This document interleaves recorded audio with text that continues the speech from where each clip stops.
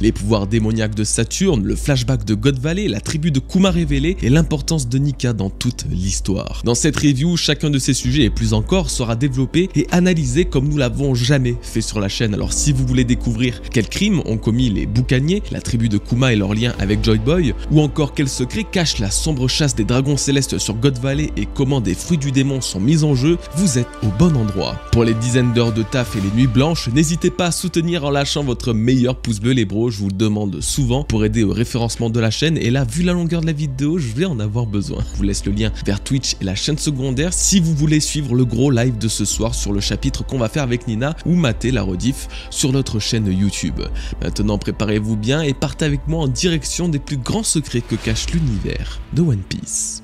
Ok, donc commençons par la partie sur Egghead que je vais brièvement vous résumer. Saturne est plus démoniaque que jamais, n'a eu aucune blessure de l'attaque de Bonnie et parvient à l'attaquer elle ainsi que Sanji seulement en les regardant. Ils sont dans l'incapacité de bouger mais ce ne sont pas les seuls, Kizaru est à terre et ne peut faire plus aucun mouvement, tout comme Luffy qui est épuisé de son Gear 5. Ce dernier se verra même être la cible de Saturne avant que Franky ne le sauve in extremis. Malgré tout, le pouvoir de Saturne est si puissant que personne ne peut bouger face à lui, un pouvoir que Vegapunk attribuerait à un fruit du démon.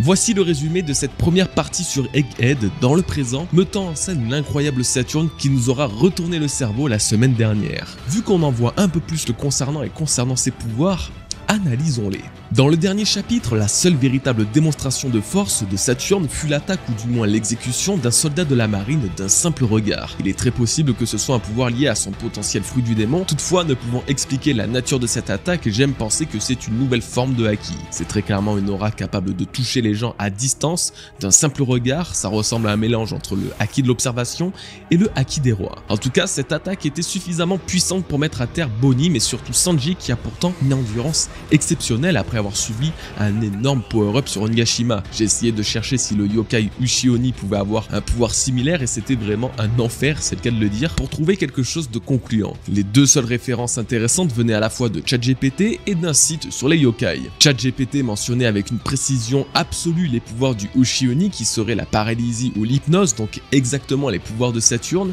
mais il était incapable de me donner une source correcte, donc je préfère pas le prendre au pied de la lettre. Par contre, le site spécialisé sur les yokai attribuait au Uchioni les capacités de drainer l'énergie et de consumer l'esprit d'un simple contact des yeux. Je suis frustré de pas trouver une vraie bonne source, mais en tout cas oui, ça semble être le pouvoir du Uchioni et donc de Saturne. Quoi qu'il en soit, ses capacités sont vraiment incroyables et très clairement je ne vois pas qui pourrait l'affronter ici aujourd'hui.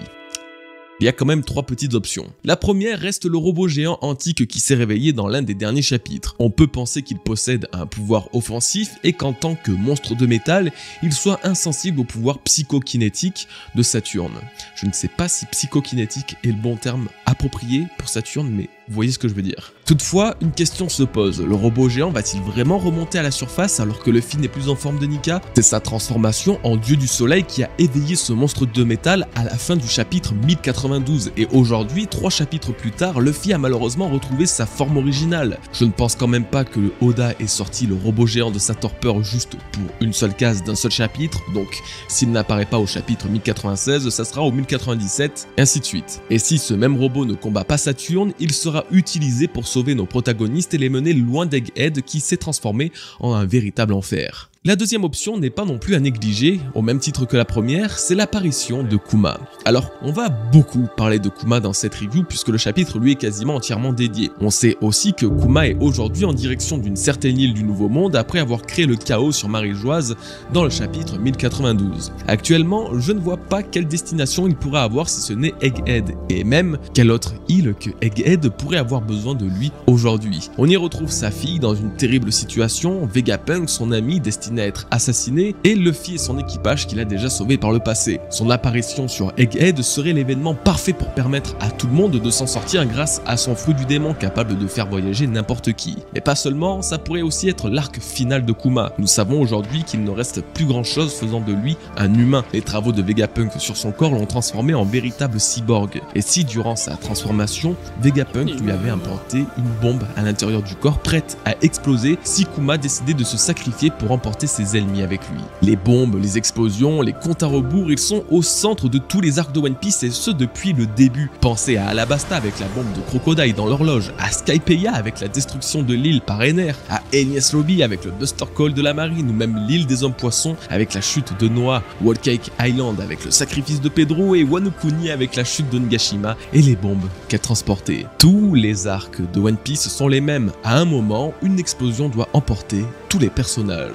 Ça serait pareil pour Egghead, mais l'explosion proviendrait de Kuma qui attaquerait Saturne, espérant l'emporter avec lui dans une explosion d'une violence inouïe. Et si ça marche, ça serait peut-être ça le fameux événement qui bouleversera le monde au-delà de l'imaginable, qui nous a été teasé au chapitre 1078, la mort d'un doyen, la mort de Saturne, la disparition de Egghead éradiquée par une explosion sans précédent. Vous l'aurez compris, Kuma pourrait bel et bien être la clé de la survie dans cet arc. Le dernier et troisième point, celui que je veux vous exposer depuis plusieurs mois d'ailleurs, l'apparition de Monkey D. Dragon au chapitre 1100. Vous le savez très bien, les révolutionnaires sont de plus en plus au centre de l'histoire et Dragon en personne, qui n'est apparu que très rarement pendant plus de 23 ans, est devenu très récurrent dans l'histoire, en particulier depuis la fin de Wano Kuni. Nous sommes exactement à 5 chapitres du 1100e et 1000 chapitres plus tôt, un certain Monkey D. Dragon faisait sa toute première apparition de l'histoire. Est-ce qu'il est fou ou improbable d'imaginer qu'au chapitre 1100, Dragon puisse apparaître avec d'autres révolutionnaires pour sauver son fils, mais aussi ses amis, Vegapunk et peut-être Kuma? Surtout qu'il ne se retrouve pas face à n'importe qui, c'est un membre du Gorosei, l'un des piliers de cette société que Dragon veut tant détruire. Tout collerait parfaitement avec son apparition là, dans 5 petits chapitres. Et par-dessus tout, 1000 chapitres après avoir sauvé Luffy de Smoker, il le sauverait à nouveau, mais de Saturne cette fois-ci. Donc sur ces 3 hypothèses, je ne sais pas vers laquelle me diriger tant elles me semblent toutes pertinentes. Est-ce le robot géant antique, Kuma ou bien Dragon qui va sauver les Mugiwara? Si vous avez une préférence, faites-le moi savoir en commentaire, nous pouvons passer à la suite de l'analyse de cette partie que je n'ai pas encore totalement terminée. Vous savez que la semaine dernière, ma théorie principale dans la review était que finalement le Gorosei sont de vrais démons et pas d'utilisateurs de fruits du démon, ce qui change quand même pas mal la donne. Aujourd'hui, 2 choses supplémentaires me font penser ça. À nouveau, Saturne considère les humains comme une espèce à part. Alors oui, ça pourrait venir de son sang de dragon céleste et leur suprématie sur toutes les races, mais ça pourrait aussi simplement dire que Saturne n'est vraiment pas un humain, mais un démon. Le deuxième gros argument, c'est que l'apparence de Saturne est entièrement montrée lors des événements de God Valley il y a plus de 38 ans, et comme vous l'aurez remarqué, je pense, il n'a encore absolument pas changé. L'apparence de Saturne ne bouge jamais. Cette immortalité ou ce vieillissement largement ralenti viendrait en effet de la race des démons à laquelle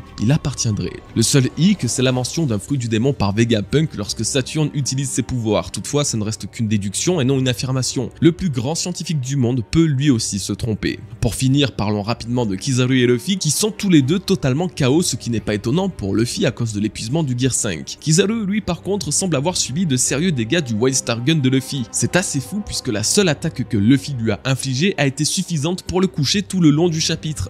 Bravo Luffy, travaille ton endurance et tu seras imbattable. Bon, on peut passer à la suite, à la deuxième partie de cette vidéo qui va cette fois-ci se concentrer sur Kuma, sa véritable race et son lien avec Nika.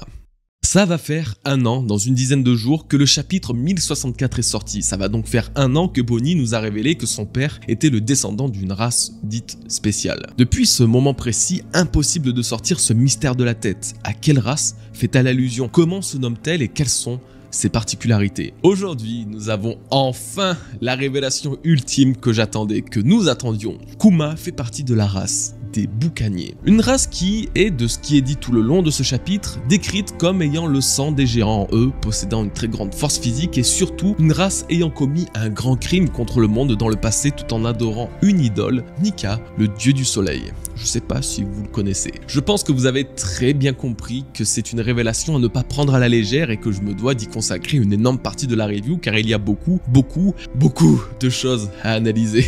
Plus précisément, cette révélation serait liée à pas moins de 3 mythes de notre monde. Je vais commencer par parler de la race des boucaniers et je vais vous exposer mes recherches et mes théories. Si vous connaissez le terme de boucanier avant de l'avoir entendu pour la première fois aujourd'hui dans One Piece, vous avez dû sûrement tiquer un petit peu. En effet, et pour ceux qui ne le savent pas, un boucanier n'est ni un peuple, ni une tribu, ni même une référence à un quelconque royaume. Non, boucanier est dans notre monde un terme donné à des pirates. plus précisément des pirates ou des aventuriers qui vivaient de leur chasse. Ce sont d'ailleurs littéralement des chasseurs qui pratiquaient le boucanage, qui est un procédé visant à conserver la viande en la séchant et en la fumant. Bref, vous avez compris que les assimiler en tant que race n'est pas vraiment correct, dans le sens où boucanier n'est qu'un mode de vie issu d'une méthode pour conserver les aliments. J'ai beau avoir cherché, je n'ai trouvé aucune corrélation entre les boucaniers et ceux de One Piece qui possèdent vraisemblablement du sang de géant. Oda s'est donc forcément inspiré de plusieurs mythes, plusieurs histoires, et il fallait découvrir ces inspirations pour davantage comprendre l'histoire de One Piece. Pour ce qui est du terme boucanier en lui-même et de pourquoi il a été utilisé pour nommer la race de Kuma, j'ai peut-être un début d'explication. Il est dit que les boucaniers furent à l'origine de la première nation noire du monde moderne, une nation d'anciens esclaves qui ont obtenu leur indépendance dans la Révolution. Des notions totalement adaptées à One Piece avec d'anciens esclaves comme le furent Kuma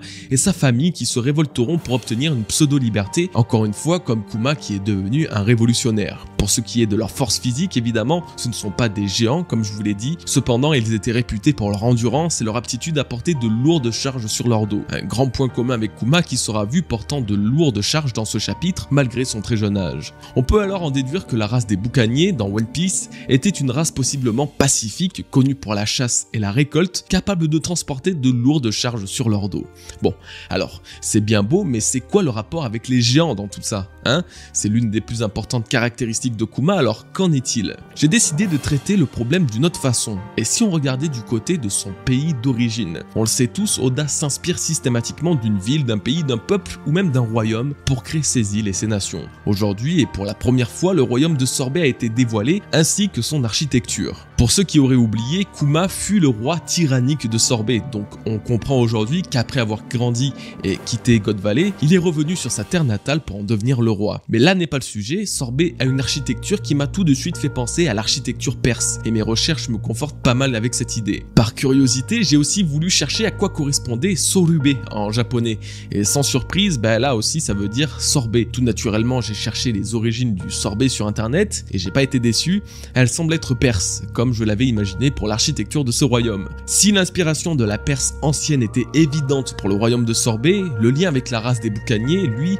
est inexistant. Il y a genre vraiment zéro rapport. Vient là une nouvelle réflexion, et si le mythe du géant que l'on peut attribuer à la race des boucaniers venait du côté de la mythologie perse? J'ai donc cherché dans les mythes perses et iraniens pour finalement tomber sur les dives, qui seraient littéralement des ogres de grande taille sans être géants non plus, à la puissance physique inégalée. Ce qui est intéressant, c'est qu'ils sont connus pour être de vrais monstres tyranniques, exactement comme était décrit Kuma en tant que roi de Sorbet. Peut-être alors une potentielle inspiration? C'est ce que je me suis encore plus dit en lisant une légende propre aux dives. Il existe un dive appelé le dive blanc qui est le chef des démons tout en possédant des pouvoirs magiques, ce qui m'a rappelé un certain Nika, un être blanc, des pieds à la tête, possédant toutes sortes de pouvoirs et mentionné dans les croyances de la race de Kuma. En général, ça m'a même beaucoup rappelé les Di. En plus que cette lettre pourrait être la simple abréviation de div, ces mêmes dives sont un peuple de démons autant craints que le sont les Di par les Tenryubito qui les considèrent justement comme des ogres et des démons. Il se pourrait alors que la tribu des boucaniers soit intimement reliée aux Di, ce qui justifierait la haine qu'ont les Tenryubito pour eux et pour les réduire à l'esclavage. En tout cas, c'est du côté de la mythologie perse et des dives que Kuma et sa race tireraient leur force et leurs origines de géants qui ne sont pas trop géants non plus. Maintenant, l'ultime question, quel est le rapport avec Nika? Pourquoi les boucaniers semblent-ils si reliés à l'histoire du dieu du soleil? Alors ça va être encore un petit peu compliqué, mais je vais essayer de vous expliquer ça très vite fait. Quand je cherchais des informations sur les boucaniers, j'ai été attiré par une petite information. Le terme de boucan est issu du dialecte des Tupis, l'un des principaux peuples autochtones du Brésil. Vous savez, le Brésil, le pays où serait originaire Luffy d'après Oda, hein, ok. Les Tupis, ils avaient des croyances, et dans leur mythologie existait le Curupira, un jeune garçon gardien de la forêt, parfois armé d'une lance, les cheveux enflammés, et réputé pour être un farceur allant même jusqu'à danser. Oui c'est Nika quoi. Bon alors est-ce qu'on peut vraiment parler de coïncidence quand on compare la représentation de Nika avec sa lance, son épée, son pagne et ses jambes sans articulation avec le Curupira qui a une lance, un pagne, des cheveux en forme de flamme et des jambes désarticulées? Il est difficile de voir autre chose qu'une inspiration pour Nika, surtout que c'est un des principaux mythes du Brésil, le pays de Luffy. C'est encore plus ironique que ce soit l'entité d'un peuple qui est à l'origine du mot boucanier, un nom donné à la race de Kuma. Bon, ça n'engage que moi, mais je trouve ça assez fou, hein.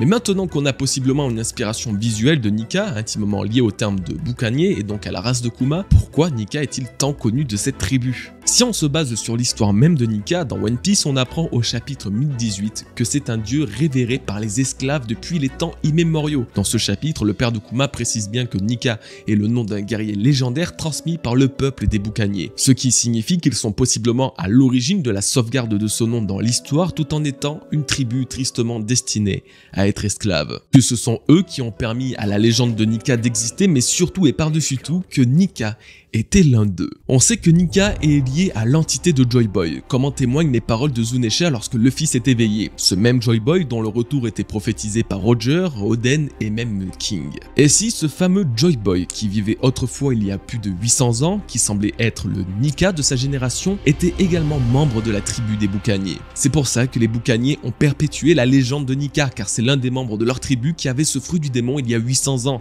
Joy Boy. Encore plus intéressant, quand on a découvert le chapeau géant de Marie-Joise, on s'est automatiquement dit qu'une personne de très grande taille devait le porter, n'est-ce pas? Pour autant, ce n'est pas un géant non plus, sinon son chapeau aurait été encore bien plus grand. Il fallait trouver le juste milieu parfait. Eh bien, ce juste milieu serait un membre des boucaniers qui, d'après Ivankov, ont bel et bien du sang de géant, sans pour autant être de vrais géants, ce qui serait le cas de Joy Boy il y a 800 ans. Si c'est le cas, on comprend mieux pourquoi cette race est déclarée comme éteinte et surtout pourquoi le gouvernement mondial ont directement réagi lorsqu'ils ont découvert que des survivants existaient au royaume de Sorbet. Si cette théorie sur Joy Boy boucanier vous a autant charmé que moi, alors j'ai un autre personnage à vous présenter en tant que membre de cette race, une certaine Charlotte Linlin. Je n'ai très clairement pas grand chose à dire, hein, juste que Linlin était une jeune enfant à la taille disproportionnée sans pour autant être une géante. Elle était d'une force physique incroyable, absolument inégalée pour son âge et fut la cible du gouvernement non pas pour être soumis en esclavagisme, mais pour être recrutée dans leur rang. Alors je pense aujourd'hui que le secret derrière les aptitudes physiques de Big Mom sont possiblement dévoilés et expliqués tout simplement. Ok, donc j'ai passé en revue à peu près tout ce qui a été mentionné autour des boucaniers. Si vous êtes encore là, alors bravo à vous, vous êtes des vaillants, et merci aussi. Un mystère persiste cependant. D'après Saturne, les membres de la tribu des boucaniers ont commis un grave crime à l'époque. Nul doute que ça a à voir avec le siècle oublié et que ce crime était en réalité une action contre les 20 royaumes qui fonderont par la suite le gouvernement mondial. Nous avons eu la confirmation par Imu dans le chapitre 1085 que les Dits étaient leur ennemi pendant le siècle oublié. Donc les boucaniers et les Dits ont un possible passé en commun.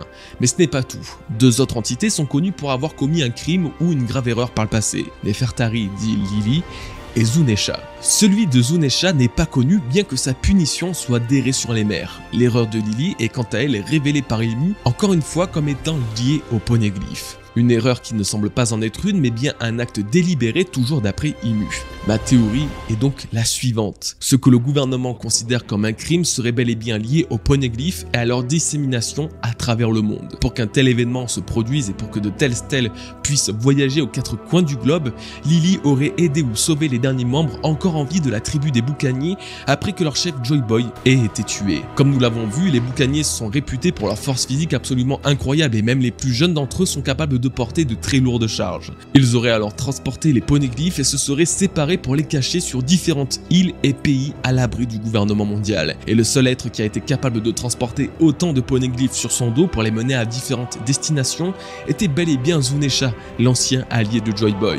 Les membres de sa tribu et son compagnon ont allié leurs forces pour répartir partout dans le monde ces stèles antiques aux messages cachés et tout ça grâce à Lily qui les aurait sauvés ou aidés. Cette tribu, Zunisha et Lily, auraient alors commis le plus grand crime pour le gouvernement mondial en éparpillant la véritable histoire, le vrai secret que cachent ceux que l'on appelle les dieux du monde.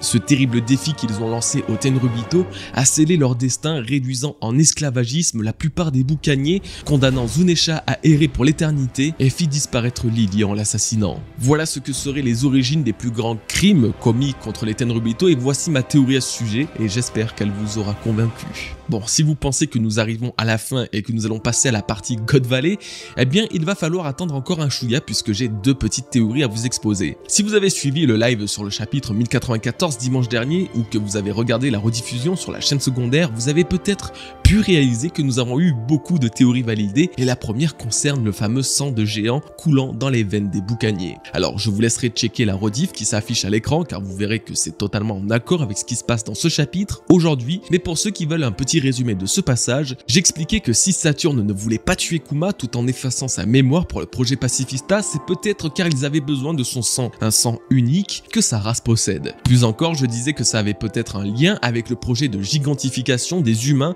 que le gouvernement n'arrivait pas à conclure. Law expliquait au chapitre 668 que le gouvernement mondial cherchait à tout prix à créer une armée de géants en modifiant les humains de taille normale pour devenir invincibles par la suite. Pour finir, je disais également que le sang vert des séraphins qui les rendent si puissants avait peut-être comme composant le sang des boucaniers, du coup le sang de Kuma. Aujourd'hui, nous apprenons donc que le sang de la race de Kuma est assez spécial pour être notifié à plusieurs reprises dans le chapitre et qui coule en lui le sang de géant justifiant sa grande taille. Ma théorie finale à ce sujet est donc que le sang de boucanier est bel et bien utilisé par le gouvernement pour créer une armée invincible comme il souhaitait le faire par le passé. Sauf que ce n'est pas des géants antiques, mais les séraphins. Ces mêmes séraphins qui sont bien plus grands que la normale, chose que l'on pourrait associer au sang de boucanier qui coule dans leurs veines. Pour la deuxième théorie, elle sera rapide, mais elle concerne Bonnie. Alors que Bonnie est prête à se faire exécuter par la marine tout en étant tenue par Saturne, elle se remémore des souvenirs avec son père qui lui parle du guerrier de la libération Nika. Il lui explique qu'il l'admire depuis son enfance et que c'est un héros qui apporte la liberté à ceux qui souffrent, histoire que la jeune Bonnie semblait apprécier en dansant et en chantant son rythme. Eh bien, que dire à part que Nika est ici, à côté d'elle, que celui qui peut la libérer de ses entraves n'est personne d'autre que Luffy, avec qui elle s'est alliée. J'ai l'intime conviction que lorsqu'on reviendra dans le présent, après la fin du flashback de Kuma sur God Valley, Bonnie demandera de l'aide à Nika.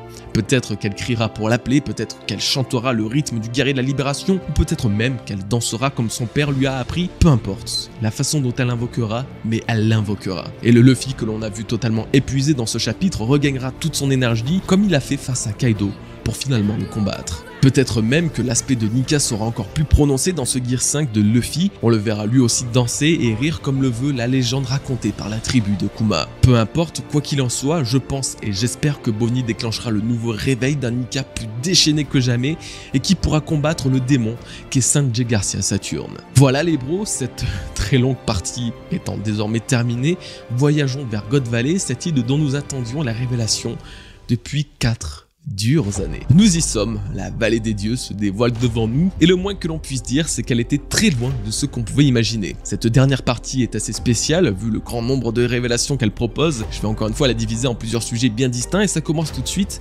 avec une analyse de God Valley elle-même. Cette île que l'on pensait être le territoire antique de Tenryubito n'était en réalité qu'un terrain de chasse temporaire pour les dragons célestes. Elle ne se trouvait non pas sur Grand Line non plus, mais sur West Blue. Et d'après les dires des Tenryubito, elle tire son nom divin de nombreuses ressources qu'elle possède. Voilà donc que ce chapitre redéfinit tout ce que nous pensions savoir de God Valley. Elle n'était qu'une malheureuse île sélectionnée pour un jeu morbide auquel s'adonnent les dragons célestes. Certains points sont toutefois très intéressants à noter, comme notamment l'architecture de l'île une fois encore qui dévoile un thème totalement orienté vers l'Amérique du 19e siècle et l'époque du Far West américain. Dès que j'ai vu ça, j'ai direct pensé à la théorie que Nina avait sortie il y a 3 ans sur les color spreads qui teaserait les futurs arcs de One Piece et elle avait vu totalement juste pour God Valley grâce à ce color spread qui est effectivement totalement dans le thème de ce qu'est God Valley aujourd'hui. D'un autre côté, nous avons eu la confirmation qu'Oda s'était bien inspiré du paysage des États-Unis et de la Valley of the God, chose qu'on avait aussi théorisée à l'époque. En se basant sur ces informations géographiques, on peut peut-être comprendre que les ressources si abondantes dans God Valley soient simplement des métaux précieux et plus précisément l'or.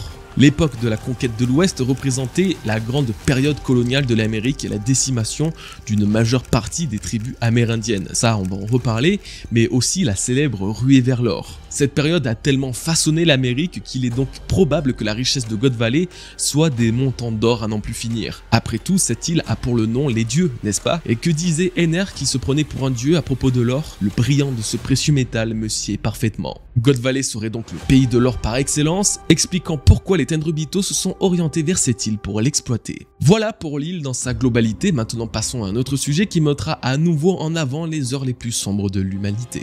Les Tenryubito disent se regrouper tous les 3 ans pour une macabre tradition, le tournoi de l'éradication de la population. En gros, c'est une chasse à l'humain de grande envergure mêlant à la fois les natifs de l'île qu'ils ont choisis et qui n'est pas affilié au gouvernement mondial et leurs esclaves les plus dérangeants. De ce qu'on peut comprendre, les points sont comptabilisés en fonction de quel Tenryubito a tué quel esclave ou natif. Et la mort du roi de God Valley par Garling, représentant 10 000 points, semble être un avantage considérable pour lui. Là encore, ça parle de l'histoire de notre monde, la très triste histoire de notre monde même. C'est simple, Oda caricature les colons et les conquistadors à travers les Tenryubito. De simples humains qui se pensent meilleurs et supérieurs s'offrent le droit, grâce à la guerre, de décimer des peuples antiques et ancrés dans leur terre ancestrale. Tout ça dans l'unique but de piler leurs ressources. C'est toute l'histoire des Amérindiens mais aussi des peuples du Mexique et évidemment d'Afrique. C'est un sujet qu'Oda a décidé d'aborder à travers la chasse des Tenryubito, mais pas seulement, il avait déjà fait durant l'arc de Skypiea. Les Shandia résistant à la colonisation des Skypéiens qui voulaient s'approprier leur terre il y a 400 ans, ou le roi de Luvnil qui s'intéressait qu'à la richesse de la cité d'or de Chandora, c'est toute l'histoire du flashback de Norland et Kelgara. Cette chasse à laquelle s'adonnent les Tenryubito n'est malheureusement pas que fictive. Les colons faisaient preuve d'une barbarie sans précédent vis-à-vis des populations autochtones qui ne pouvaient se défendre face aux armes et au nombre supérieur des soldats. Autant vous dire qu'avoir choisi God Valley, une île à l'inspiration américaine, n'est pas du tout un hasard. Je pourrais parler longtemps de ces histoires et de comment Oda les adapterait dans One Piece. J'avais d'ailleurs déjà commencé à le faire il y a 3 ans, quand je comptais sortir 2 vidéos sur God Valley et ses inspirations. Oui, j'en ai sorti qu'une seule, je suis une fraude. Et comme vous pourrez le constater sur les screens, j'avais plutôt bien pré-shot l'histoire de God Valley à ce moment-là. Et je pense que je parlerai de ces notes davantage dans le live de ce soir, car il y a beaucoup de choses qui pourraient expliquer l'incident de cette île également. Pour en revenir à cette compétition, il est donc bien précisé qu'elle a lieu tous les 3 ans sur une île différente. Le problème étant qu'on ne sait pas depuis quand ça dure, si cette tradition a continué après l'incident de God Valley et surtout si on a déjà eu l'occasion de voir une île victime de cette barbarie. J'ai toutefois l'impression qu'une d'entre elles a été montrée et il s'agirait de l'île où se trouvait Bonnie avant l'ellipse quand Barbe Noire l'a capturée. L'environnement qui rappelle une fois de plus beaucoup les plaines américaines, les totems confirmant l'existence d'une tribu indienne par le passé ou encore l'état déplorable dans lequel se trouve l'île aujourd'hui me laisse vraiment penser qu'elle fut par le passé le terrain de chasse des Tenryubito. Ça n'apporte rien à l'histoire, ce n'est peut-être même pas le cas, mais je voulais quand même le notifier au cas où. Je souhaiterais maintenant me focaliser sur les 6 coffres que les Tenryubito possèdent et qui semblent être les récompenses des gagnants de ces tournois. Instinctivement, j'ai pensé au Colisée Corrida de Doflamingo qui organisait lui aussi un tournoi pour déterminer le vainqueur qui remportera un prix. En l'occurrence, le prix était le Mera Mera no Mi, un fruit du démon. Je me suis alors demandé si dans ces 6 coffres ne se trouvaient pas 6 fruits du démon récupérés par les Tenryubito. Alors vous allez me dire, mais Koji, à quoi ça leur servirait? Ils ne consomment pas de fruits du démon. Je vais vous dire oui. Eux non, mais leurs esclaves, si. Comme nous avons pu le voir avec Boa Hancock et ses sœurs, leur passé d'esclaves de Tenryubito leur ont laissé de nombreuses cicatrices, dont la malédiction des océans, après avoir été forcés de consommer un fruit du démon. Les Tenryubito s'amusent et se divertissent en forçant leurs esclaves à manger des fruits du démon. Les récompenses du tournoi de God Valley auraient alors pu être un ou plusieurs de ces fruits du démon. Peut-être que le Mero Mero no Mi se trouvait dans l'un de ces coffres et surtout peut-être que le Uo Uo no Mi, modèle Seiryu de Kaido, s'y trouvait également. Je vous dis pas ça pour rien. Rappelez-vous au chapitre 999, Big Mom dit à Kaido que le jour où les Rocks sont tombés à God Valley, elle lui a donné le Uo Uo no Mi, et que c'est ça qui représente la dette à vie que Kaido a envers elle. Je doute que Big Mom portait ce fruit mythique sur elle pendant la guerre de God Valley. Également, on peut comprendre que c'est d'avoir fait consommer ce Zoan à Kaido qui lui a possiblement sauvé la vie. J'imagine alors parfaitement que pendant la guerre, les coffres comportant les fruits du démon se sont retrouvés éparpillés et que ce Zoan mythique du dragon, qui porterait une volonté propre à en croire le Gorosei au chapitre 1044, s'est dirigé vers Kaido et Big Mom le lui a fait consommer. Plus encore, ces 6 petits coffres étaient la raison pour laquelle Rox a attaqué cette île. Ils étaient à la recherche de puissants fruits du démon pour devenir le roi du monde tout en ayant connaissance du lieu du prochain tournoi des dragons célestes et leur prix faramineux. Au chapitre 1049, dans le flashback de Kaido, on découvre qu'aller sur God Valley était très urgent, comme si Chebek venait d'avoir l'info du tournoi. Eh bien ça aurait été le cas et il se serait hâté vers cette île pour récupérer les trésors des fruits du démon. C'est juste passionnant vraiment et j'espère que cette théorie vous aura plu sur ce sujet, car même si on pourrait avoir tendance à ne pas trop s'attarder sur ces petits détails en fond de chapitre, il me semble bien trop important pour ne pas les relever. Bon, Bon, ne serait-il pas l'heure de parler de Figarland, de Garling et de son flow à la parfaite frontière entre les termes badass et clownesque? Le présumé père de Shanks dévoilé au chapitre 1086, exécutant Mjosgard, réapparaît 38 ans plus tôt en plein cœur de l'île des dieux. Pour le coup, ce n'est pas une surprise de le voir ici, car dans le fameux chapitre 1086, il était présenté à la fois comme un roi, un héros ou un champion, ces traductions ne voulant pas se mettre d'accord sur le terme.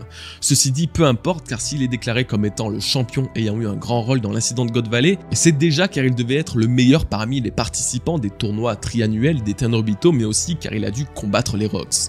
Effectivement, il y a maintenant de grandes chances que Barbe Blanche, ayant attaqué God Valley avec le reste des Rocks, parlait de Garling durant son face-à-face avec Shanks. Maintenant qu'on le voit jeune, la ressemblance entre Garling est vraiment présente, et la mer où est localisée God Valley ne fait que confirmer ce lien entre les deux, puisque Shanks serait né sur West Blue. Juste, que dire de plus en fait? Ce qui semble être le père de Shanks se dévoile sous nos yeux, c'est absolument dingue. Maintenant, la vraie hype que j'ai le concernant, c'est quelle est sa puissance? Est-il assez fort pour affronter un gars comme Barbe Blanche du coup? A-t-il rejoint Garp et Roger pour contrer la menace des Rocks? Eh bien, on verra ça au prochain chapitre, car il y a effectivement de grandes chances que l'incident de God Valley se produise dans le prochain chapitre. Nous sommes 38 ans en arrière et la défaite des Rocks eut lieu il y a 38 ans. Faites le calcul, il est très vite fait. Du coup, je sais pas si vous vous rendez compte, mais si Oda continue sur cette lancée et souhaite nous montrer tout l'événement de God Valley, alors nous verrons un Roger plus jeune que jamais et tout son équipage. Garp aussi, mais surtout tous les membres des Rocks, dont le très célèbre Chebek. Chebek qui, d'après moi, possédait le Yami Yami no Mi et aurait englouti cette île avant peut-être de mourir. Bah oui, vous savez, Banaro, l'île où Teach et Ace se sont affrontés.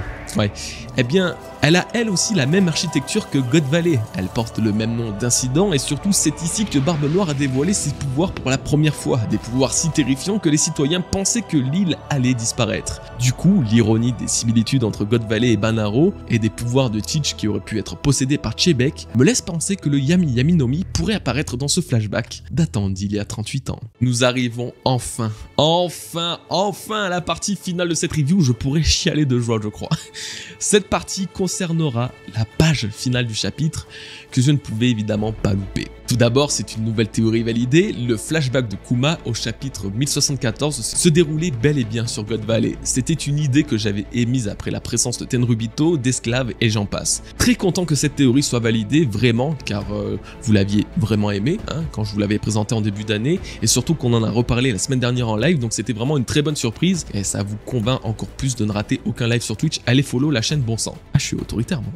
Mais finalement, le plus important reste l'apparition de Ivankov et de Ginny. Je me suis jamais posé la question, mais en tout cas on a la réponse. Oui, Ivankov était un ancien esclave avec Kuma. Ça fait donc 2 des principaux commandants révolutionnaires sur 3 qui étaient esclaves dans leur jeunesse. Le dernier qui reste, c'est qui? C'est Dragon. Alors Dragon, maintenant que le passé affreux de tes 2 commandants ont été révélés, vas-tu nous révéler le tien désormais? En réalité, il y a de très grandes chances pour que Dragon apparaisse lui aussi dans les prochains chapitres. N'oublions pas qu'il est censé avoir 17 ans, soit l'âge de Luffy. C'est peut-être à cet âge-là qu'il a décidé de créer l'armée de la libération. Mais surtout, comme je le disais plus tôt, nous arrivons au chapitre 1100 et à tout moment, c'est à ce chapitre précis qu'une partie du flashback de Dragon sera dévoilée aux côtés de Kuma et d'Ivankov. Que contre toute attente, Kuma, Ivankov et Dragon furent inspirés par l'esprit de rébellion anti-gouvernementale des Rocks et fondèrent ensuite l'armée qui deviendra les révolutionnaires. Ah, si cette théorie se réalise, le flashback de Kuma va très largement concurrencer celui d'Oden dans la catégorie des plus épiques exceptionnels. Bon, parlons maintenant de Ginny. Eh bien, qui est-elle? Concrètement, 2 options me sont venues à l'esprit, je pense que c'est pareil pour tout le monde, c'est soit la mère de Luffy, soit la mère de Bonnie. Au début, je pensais presque la mère de Luffy, surtout pour le rapport avec la viande, et je me suis dit que ça collait mieux avec la mère de Bonnie, puisqu'elle rencontre Kuma, semblant être à peu près de son âge. Surtout que Bonnie aussi a un véritable amour pour la nourriture. Déjà enfant, c'était une gloutonne qui graillait le même morceau de viande, mais surtout, son prénom a la même terminaison qu'elle. Connie, Bonnie ou Ginny sont 3 noms qui se terminent par les mêmes katakana, tout en représentant la reine de Sorbet que Bonnie a pris en apparence. Bonnie elle-même est donc la jeune Ginny qui serait sa mère. Je pense que c'est assez convaincant comme ça. Nous avons là le flashback de Kuma et la rencontre avec la mère de Bonnie. D'ailleurs, petite rêve supplémentaire, mais en recherchant les katakana de Jinni, on tombe tout de suite sur le terme de djinn, les démons, esprits et monstres de, je cite, la mythologie arabique pré-islamique. Donc soit c'est un hasard, soit à tout moment il faut attendre à ce qu'Oda introduise encore une nouvelle race ou tribu à travers cette jeune fille qui serait peut-être reliée à ces créatures surnaturelles. En tout cas, si vous me demandez de choisir entre la mère de Bonnie ou la mère de Luffy, vous avez ma réponse, même si évidemment je rêve que le passé de notre héros soit autant développé que celui des personnages pourtant très secondaires. Ce chapitre était exceptionnel en tout point, je me souviens même pas à quand remonte la dernière fois que j'ai pris autant de temps à analyser chaque case de chaque page et que systématiquement j'en ressortais avec une ou plusieurs théories. Ce que vous avez vu là dans cette review, ce n'était qu'un condensé de passion, ce n'était qu'un véritable amas d'amour que j'ai pour ce genre de histoire que One Piece nous dévoile de temps à autre. Alors j'espère vraiment sincèrement de tout cœur que vous avez passé un excellent moment en ma compagnie et que j'ai su vous transmettre toute la hype qui coule dans mes veines depuis plusieurs jours. Comme je le disais en début de vidéo, je le répète souvent, mais le meilleur moyen de soutenir ce genre de vidéo n'étant rien monétaire, il vous suffit juste de liker ou même de commenter pour me faire part de vos retours. Et abonnez-vous si vous ne l'avez pas encore fait. Merci beaucoup à tous, j'ai très hâte de lire vos retours et aussi de vous retrouver ce soir sur Twitch pour parler de ce chapitre directement avec vous et sûrement Nina qui nous accompagnera. Si vous n'êtes pas là, pas de soucis, une rediff condensée sera dispo sur la chaîne secondaire. Maintenant, je vous souhaite une excellente journée ou soirée les bros, portez-vous bien et merci d'avoir regardé cette vidéo. Peace.